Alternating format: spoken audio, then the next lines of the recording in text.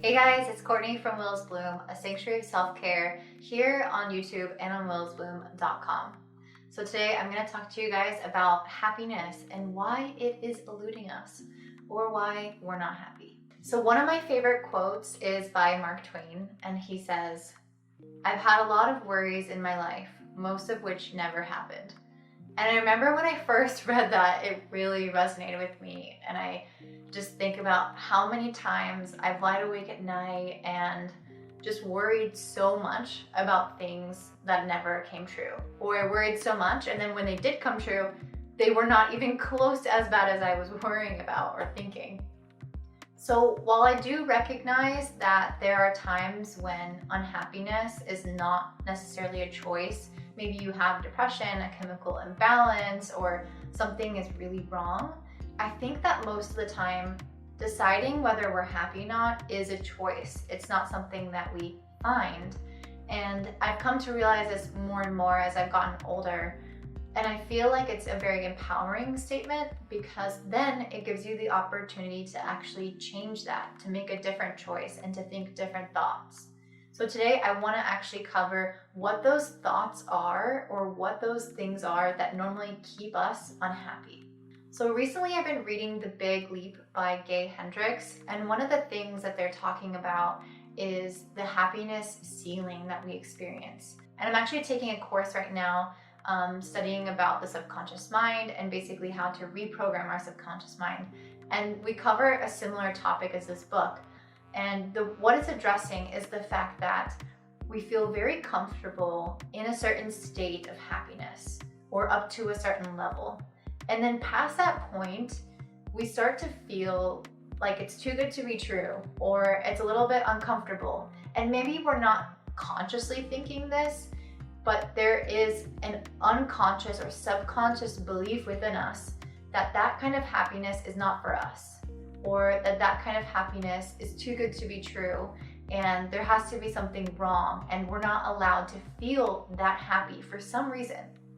So what we do is we start to self-sabotage when things are all going right in our life because we want to bring our happiness level back down to where we're comfortable. And he gave so many good examples in his book, and one of them was about somebody who won the lottery.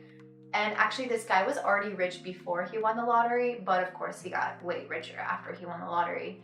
And at that point, there were so many things that were good in his life that just completely got ruined. All these people died, he got a divorce, he lost his house. Basically everything tragic that could happen to a person happened to this man. And it was really sad. And I think it was because he just had everything so perfect in his life that he started to self-sabotage and take it away to bring himself back down to his ceiling. He was just hitting up against it and broke through it for a second, but your subconscious mind is not okay with that. That's why it's important to reprogram your subconscious beliefs in order to expand your ceiling or raise your ceiling so that you don't have to self-sabotage or bring yourself back down to be comfortable. And I actually noticed this with myself the other day. I got a client for an astrology reading and I was super excited about it. And then just an hour later, I was talking to my friend about a difficult subject, something that made me really upset and uncomfortable. And there was actually no reason that I needed to bring that up in that moment. It was something I had been going through for weeks, and there was just no reason. Like, I was ruining my mood on purpose. And I didn't realize it until after the fact. And I just thought, why did I bring myself down like that? And that's because happiness is a choice. I chose in that moment to sabotage my happiness instead of experiencing it. So why don't you think back into the moments of your life where you felt like things were too good to be true, like things were too perfect? Were you looking around waiting for the other shoe to drop? Because I know that that is something that I've experienced. And then I've literally called up my friends and said, I feel weird because everything is too perfect right now and I'm just waiting for something to go wrong. If that's something that you've experienced, then you have a ceiling, and I think we all have a ceiling of happiness. So how can we reprogram our subconscious mind in order to remove that ceiling? That's something that I'm going to cover in another video. Okay, the second thing is the thing that I'm going to term the enough factor. And this came from, well, this is basically common sense, but I specifically got this idea and this quote from Janine Ruth, who talks about our relationship with money and with food. And she has really fascinating books that I just recently discovered. But one of the things that she was saying was that she had $1 million in the bank with her husband, 30 years of life savings, and she invested it in some bank or some person that lost all the money overnight. And when she received the phone call, she was obviously devastated. It was super difficult, but she actually started to change her mindset around everything after that point in time. When she had the $1 million in her bank, she never felt like it was enough. She needed more money. She didn't feel quite stable. Her home was falling apart. It didn't seem good enough. Her husband was chewing too loudly or did that weird thing with his feet. And then after that, after she lost all the money, she really decided that she needed to refocus on all the things that she did have in her life. And the reason being is because she would just go insane if she was only focusing on all the things that she lost or all the things that she didn't have.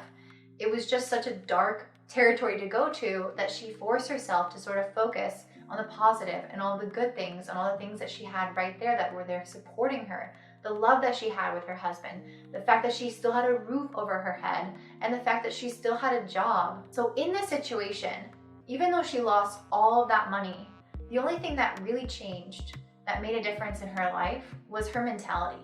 Of course, she didn't have that savings, but she was actually happier without the savings than before. And that's because she said this: enough is not an amount. Enough is your relationship to what you already have. If you're always moving the bar further and further away, oh, I will have enough when I reach this, then you're never going to actually feel like you have enough. But if you can just stop and reflect on what you do have and appreciate what you do have, then you'll realize that enough is already here. Number 3 is also really similar to what I was just talking about, so I'm just kind of gonna piggyback it on that, and it's called the future you syndrome, or that's what I named it. And basically what I'm trying to say by that is that we're always looking for our future selves in order to be happy. Like, oh, I'm going to be happy once I'm in college and I have this. Or, oh, I'm gonna do this once I finally lose weight. I actually had a dear friend that I love so much. She told me that she won't go swimming or wear a certain kind of bathing suit or do whatever until she lost weight. And she'd been saying that for years to herself. And that really upset me because there's so many experiences that she's missing out on because she's not there yet. The future self is the one that's going to enjoy that. Well, if it's always our future self, then we're taking away the happiness that we can experience today, because who knows if we'll ever have that day tomorrow. When I was young, when I was 11, my dad died overnight, suddenly. It was something I never expected. And because of that, I always live knowing that maybe I won't have tomorrow. And I do think that I live my life a little bit differently than maybe I would have, or maybe some other people do, not actually feeling that death or the finality of life looming over them. And I'm not saying to be depressed and like every day you're gonna die, but what I'm saying is to live for the now and be happy with what you have now and who you are now, and experience life with all the tools and all the things that you have now, because you might not actually have them tomorrow. The 4th I'm calling externalizing.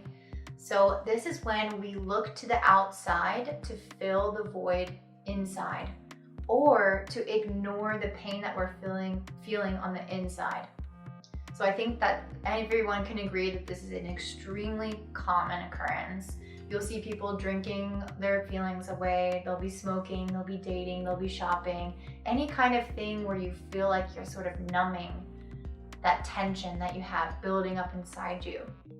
So the solution to this is to actually sit with your feelings. Don't eat your feelings, don't smoke your feelings, don't buy your feelings, but just sit with them and allow it to flow through you. And this is one of the hardest things, and it's something that I am learning every day how to do more and more.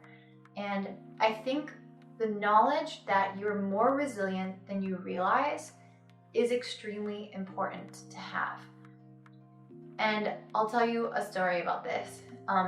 I was with a boy that I was so in love with, and I remember I was living with him at the time in another country, And I remember waking up in the morning and looking at him while he was sleeping and just thinking, I am so in love with this person. Like, my heart is bursting. I can't imagine losing them. And I think I have that thought because I lost my dad when I was young. So now I have this kind of fear that I'm gonna lose someone. So then I had that thought come up and I was like, I couldn't bear to lose him. I don't know what I would do emotionally. I feel like it would just kill me. And then when we actually did break up, I was fine. I mean, of course it was hard, but I was totally fine. And what it made me realize is that I'm much, much more resilient than I thought. Think back on every hardship that you've been through. Wasn't it fine just after, a year, a few years later? Of course, you're never going to be the same. The point is not to be the same person. You carry the grief with you for the rest of your life. But you are fine. And you do have many happy moments. So why not just actually allow yourself to sit with the emotion when it comes? Because the more that you let it flow through you, the better that you're going to feel later on. And also, if you decide to ignore your feelings, you're really actually going to ignore and push down your intuition and your inner compass. If you can't trust yourself to feel and to actually trust your emotions to guide you, then I think that it's really easy to start to lose your way in this world and start to listen to people outside of you. And that is definitely leading to unhappiness. So really, the purpose here, or the goal here, is to just sit with the emotions, let them pass, let them come in waves, and just move on and just heal after that. The next one is perspective. So I'm sure you guys will all agree with this one. Having a perspective changes everything. And the situation can be exactly the same, but when the perspective shifts, you can feel totally different. And I really experienced this when I was 25 and I had that breakup and I actually had to move back home with my parents. And I felt so ashamed and I was emotionally struggling with that. And I was really getting down on myself.